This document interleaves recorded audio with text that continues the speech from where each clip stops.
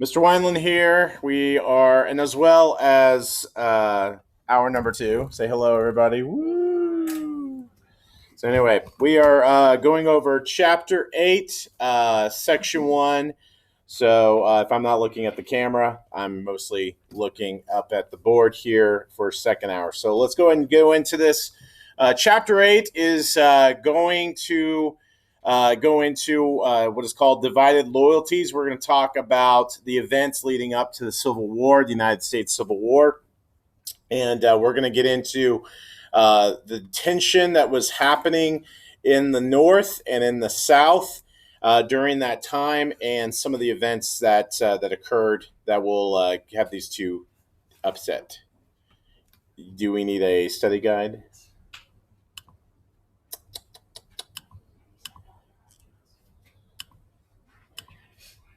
As I pause my video.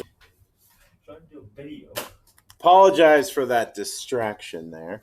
Long pause, but here we are. We are in the next slide. This is your definition right here. Tariff. You can see it's really small. I apologize, but you can look for it in your definitions. It says taxes on goods both imported and exported. So there you go. Taxes on goods both imported and exported, which is your definition. But we are going to talk about the North and the South. There was obviously, some conflicting differences or beliefs about the North and the South. They did not think alike. There was some, obviously, disagreements based on a lot of issues. The biggest thing about the two that is different is their population. Population was a big part of both of these sides. You had a more urban population. You started to see more cities emerge in the North than that of the South. The South was more rural, and a lot of that plays a part because of agriculture. The South, their main industry at this point in time is all about agriculture. Not that the North didn't grow things or didn't do things like that. It's just that they, when it came to agriculture, the South had all the climate and all the land that was needed necessary for that to be the main industry. And also during this time in the North, we are seeing the rise of the Industrial Revolution. We are seeing more cities grow with factories. We're seeing railroads are being more constructed out of the North than they are that of the South. The other thing is, because of the population, you're going to see more representation in the North than you are going to see in the South. That's going to be causing a lot of problems, because if you have more people in the North, that means you have more representation in Congress. And especially during this time, you're going to see Republicans. Most of them are coming from the North, and all Democrats at this point in time are coming from the South. So who's going to have more representation in Congress? Republicans. And when Republicans have more representation, they get to set the agenda. That means they get to make policies that favor the North than that of the South. That becomes an issue for the South. The other thing that we're going to be talking about is, again, economy plays a big part in this, because their agriculture and their factory base. This economy is going to start to outduel this economy, because at one point in time, even though they were agriculturally based, the South was agriculturally based. That didn't mean that the North was outdoing them, because a lot of their stuff, their industry, was done by hand. It still took a lot of time. You still needed a lot of manpower to produce the goods that needed. But then when the Industrial Revolution is hitting, then that means machinery is coming in. And when you have a machine, it can outdo a man 10 times its work. So we're seeing things like clothing or other goods that were usually done by hand were basically being able to be produced more and more at a faster pace, which then is going to help boost their economy. And so that's going to change things between the two. Then the other thing that we have to understand is that where we view the federal government and the state government, we're seeing that because of more representation from the North, there's going to be a little bit more of an understanding that federal government is more important than that of state government. And so this is going to cause some issues and some problems between what is more important, the national government or the state government. And then when the national government has a lot of power, they can dictate things like tariffs, okay? Tariffs that are going to be taxes charged on goods that are imported and exported. This is going to be a good source of income to the federal government. Problem is that the South is going to look at this and go, hey, you are affecting our business with Europe. You're charging taxes with Europe that buys our cotton, and they depend on our cotton. And so if you're going to continue to charge taxes on us and them, it's going to hurt us both ways. It's a double-edged sword, and it's not going to help either side. So to them, it's a view of you're hurting our industry, but to the federal government, it's like we're getting money, we're getting taxes. So your answer to number 2 is right here. And it's a yes or no question. So the South's economy was based on agriculture. So a lot of it was that they needed slaves to tend the farms. However, not everybody owned slaves. So your answer number 2 should be what? No, it's correct. You're correct. Number 2 should be no, because most people in southern states lived on small farms and owned no slaves. So the thing is that there was the people that were rich enough or able to own slaves were plantations. Plantations were big enough, large enough. They had the money to own or go out and buy slaves. So not everybody was a plantation farmer. Not everybody had the ability to own slaves. However, there was quite a bit of some plantations back in the day, but not every one of them owned slaves.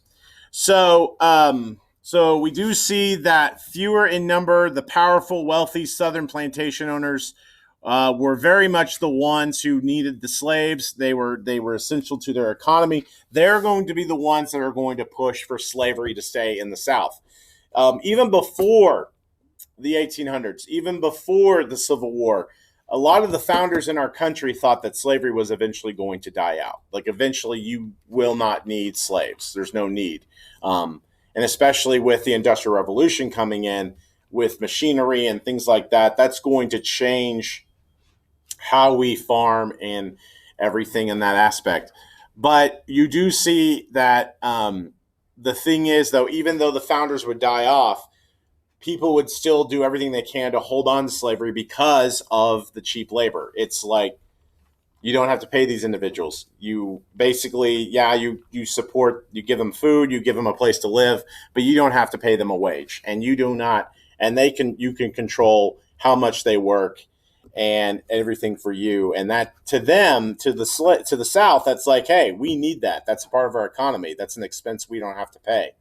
Problem with that is that, again, you're abusing people, you're using people, and you're treating them like property and not as people, and that's a problem. So that's the issue that we're going to see. You're going to see tension grow between the South because of the cotton industry and the slave labor, and so this is going to cause a lot of tension between the South and the North. And you're going to see that this will be played out through states becoming a part of the Union. In 1819, we had 22 states in the Union, 11 in the South, 11 in the North. Then Congress was having some issues of figuring out, okay, what are we going to do if another state wants to enter the Union? Are they going to be a free state, a slave state? That was going to be an issue. Here's your definition to John C. Calhoun on this next slide. And then secede is pretty simple. It's just break away. So make sure you're writing these down. The balance was obviously threatened when California applied for statehood as the 31st state in 1849. And John C. Calhoun of South Carolina was frustrated. He was not happy. He felt like that this was going to tip the scale of the balance of our states, this was going to be a problem, that state rights were going to be affected by this, and that he demanded that this balance be maintained, or that they would leave the Union, and that means secede from the Union, which is called break away. Now, this isn't this isn't the first time that South Carolina has threatened to secede from the Union. Even before 1849, South Carolina threatened to secede from the Union because Andrew Jackson had established certain tariffs, and that became a problem. And South Carolina's like, we don't like this. We're going to secede from the Union, and blah, blah, blah. And just got really upset with Andrew Jackson, and Andrew Jackson had to kind of back them, walk it back. Like, well, okay, let's talk about this. Let's make it work, and try to figure out a way to handle that. But we see that Calhoun would try to want to break away from the Union, and this is going to cause some problems because we are going to see this be an issue as we move forward into this point in time in history. Okay, your answer to number 5 is California. It's right there. So the Compromise of 1850 would be put in place to kind of help settle the argument of the whole state issue.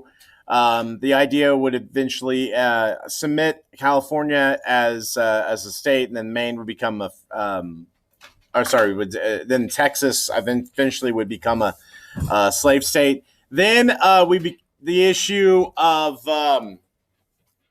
we'd see later on the issue of Maine would be brought up as well as Missouri. We see that a boundary would be set in place. We see that a boundary of Texas, New Mexico would be put in place. Texas's debts would be paid to Mexico. Northern boundary of Texas was established.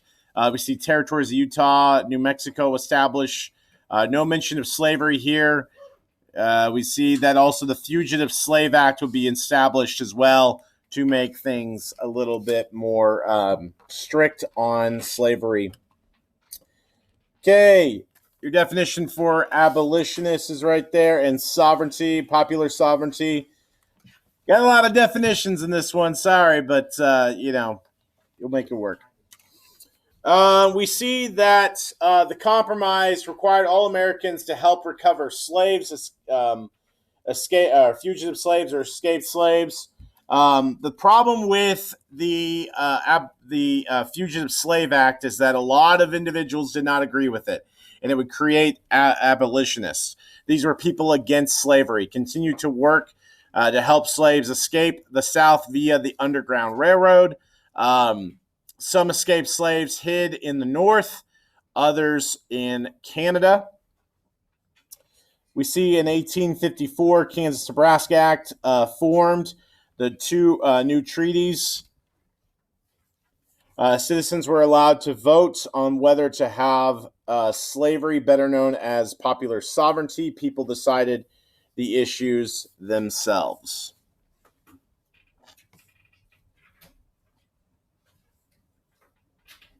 So we would see that if this would be controversial, the popular sovereignty would become controversial because they wanted Congress. A lot of Congress members thought that Congress should be the ones to decide which states are free and slave, whereas popular sovereignty says the people get to decide. And that kind of frustrated a lot of them and felt like that basically the people shouldn't have that decision. That should be up for the Congress to decide, since they were the ones who are going to be affected the most by that power. But the people ultimately would get the decision. It's places like Kansas. Okay. Everybody got this one? All right, I'm going to turn to the next slide. Okay, so in Kansas, we see a lot of issues over the being able to decide whether to have slavery or not. Ultimately, this would lead to people fighting. Fights would broke out, and which would lead it to be called Bloody Kansas. The border of Kansas was set at this time. Panhandle of Oklahoma created when the Cherokee did not want Kansas border to reach Texas. Your answer number 4 is right here in this point here about Dred Scott. In 1857, we talked a little bit about this in a previous chapter. Dred Scott had basically sued the Supreme Court. He was a free, or he felt he was a free slave. His master had died during in a free territory, and he was living as a free man. And he sued, but the Supreme Court said that he was not a citizen, so blacks were not considered citizens, so he didn't even have the right to sue, depending on their ruling. And then also argued that Congress didn't have the right to stop slavery, which that ultimately is going to be wrong. But that's what, or stop slavery in the territories. My bad. More of a clarification there.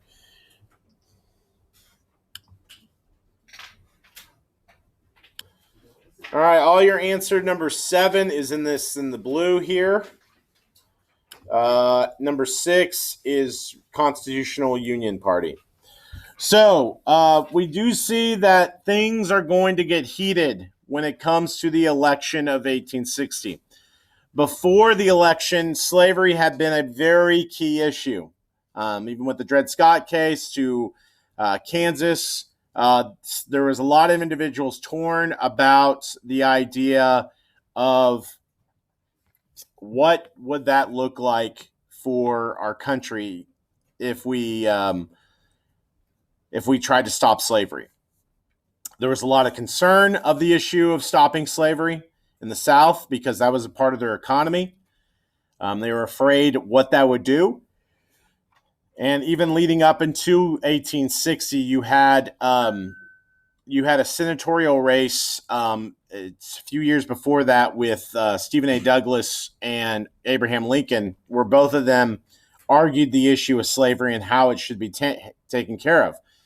Stephen A. Douglas was against slavery, but he was not of the idea that the federal government should just immediately stop it or ban it, that there should be a way of how we manage it or how we handle it through the states. Whereas Abraham Lincoln was not necessarily a big-time abolitionist, but he was definitely one who was not in support of slavery and felt like it needed to go away. But that got Abraham Lincoln's name out there. And it got the South worried that if he did get elected, that he was going to take away slavery. So going into the presidential election of 1860, this brought up a lot of tension. So the Northern Democrats supported Stephen A. Douglas of Illinois. However, because of Stephen A. Douglas's debates with Lincoln, this is going to cause concerns from Southern Democrats because he didn't flat out come out and say, "Yeah, I support slavery 100%." No, he was like, "Look, I'm not in favor of it, but I think this is how we should manage it. Like, this is how, if it is going to go away, this is how it should go away." So he wasn't 100% go-ho for slavery. And so Southern Democrats decided to nominate their own candidate, and that was John C. Breckinridge of Kentucky. And so that was going to be an issue moving forward for the Democrats to win the seat of the election. The North, dominated by Republicans, nominated Abraham Lincoln out of Illinois on the platform that they opposed slavery and supported free Western homesteads. Now, that just didn't mean that they were going to abolish slavery. It doesn't say abolish slavery. It just says oppose slavery. We aren't in support of it. But that doesn't mean we're going to abolish it. In support of free Western homesteads, protecting tariffs, and a transcontinental railroad, to build a railroad that will connect the railroads from the Atlantic all the way to the Pacific. So being able to complete those tracks. So the other issue too is that we have another political party that forms right before the election. John Bell of Tennessee gets nominated, by the Constitutional Union Party. So the answer number 6 is Constitutional Union Party. Okay, so this becomes a bit of an issue because Now you have 4 candidates. 2 of them are Democrats. One is from a party that's new. So, all in all, it looks like Abraham Lincoln's going to win this thing. Okay? Now, this puts a lot of fear into the South because the South is going, uh-oh, we're afraid. So, they're afraid mostly because they're going to lose slavery. Okay, so we move on to the next one. Got a definition here for Abraham Lincoln. And I would write, won the election of 1860. Your answer to number 3 is in here. Number 1 and 3, they're yes and no questions. Number 1 and 3 are yes or no questions. And your answer number 8 is in this line here. So right here is this line for number 8. And then number 9 is right there. Your answer right there, as I'm using the pointer. And then your definition for Jefferson Davis. Okay, so the Democratic Party split, that's going to hurt the votes. The Republican, Abraham Lincoln, would win 40% of the popular vote and 60% of the electoral votes. Now, listen, when it comes to the presidential election, what votes matter, popular vote or electoral vote? Electoral vote. Okay? It doesn't matter if you aren't the most popular president or you didn't get all the popular votes. People didn't, not everybody liked you. The thing is that you win states. And that's the thing that Lincoln did, is he won all of the northern and western states. Those were the states he had to win. He won them, and they got him enough electoral votes to win. He did not get a single vote in Oklahoma, not in Oklahoma, in the South. Okay, which one's, is it number 3? That's the Oklahoma one. If you guys look at number 3 real quick for me. As I'm asking, second hour.